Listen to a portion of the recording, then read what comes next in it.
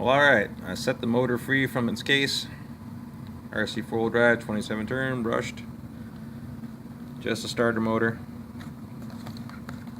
There was a couple staples in the case. I used my needle nose pliers to straighten out the staples and pull them out, put them in the ashtray so I know that they're going to make it to the garbage. Did I mention that I love that RC 4-wheel drive T-Rex up there? It's awesome looking. Sweet. Like I said, it reminds me of the old Transformers back in the 80s. Pretty cool. Garbage. I'm going to throw that baby away. Alright, so we got a motor out. Just sticking in my screw bag.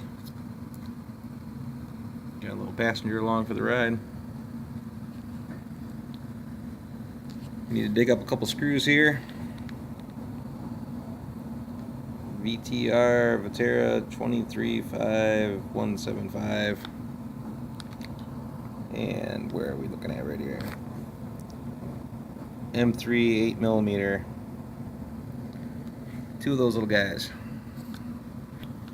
Oh, big glare, big glare. Alright, so I got a whole medley of pinion gears here from Horizon Hobbies. 17 tooth through 21 tooth.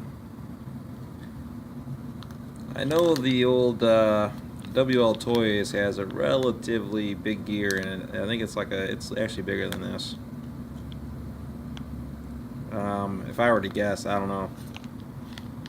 I probably shouldn't be guessing on TV here, but if I were to guess, the one that's in the WLs is probably like a 28 or 29 tooth, just by memory and looking at the size of the gear.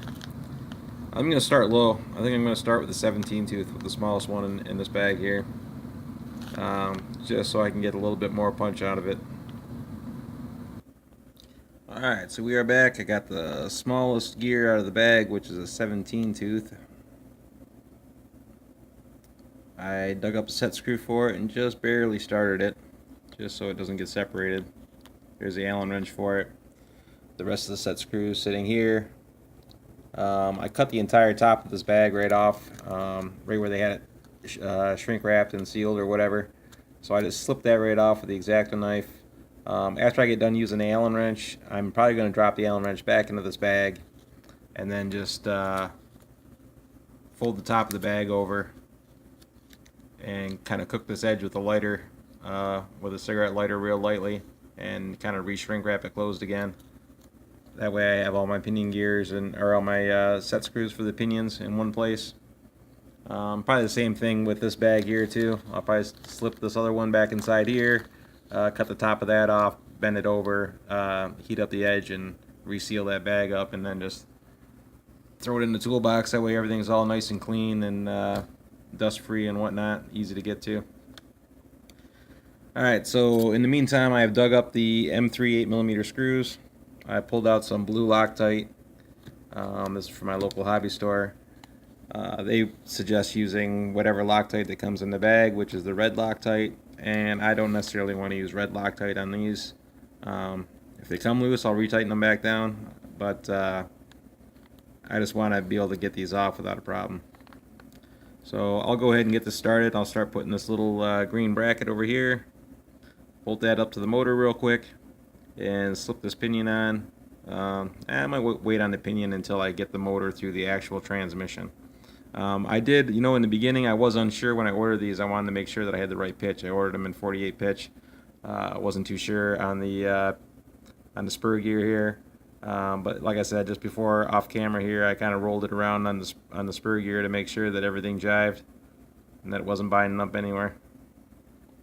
So no bind, that's the right pitch, and I'll set this down and bolt this little bracket up to the motor. Alright, so once again off camera, just before I bolt this down, I wanted to make sure that I knew which way this was going on the motor. So I set this little bracket. It has a groove on the bottom, fits into a groove on this plastic rail, like so. Top half of this just kind of mouse straps down over top of it, and then that's for adjusting the motor. There's a set screw that goes in at the top, right up here, so you can slide it in and out. And And I wanted to know that position. That way when I bolt this up to the motor, or screw it down to the motor I should say, I keep saying bolt. Oops, getting stuck to everything. I'm going to do it so I have the 27 turn facing up. That way, you know, I'm not forgetting how big my motor is that's sitting in there.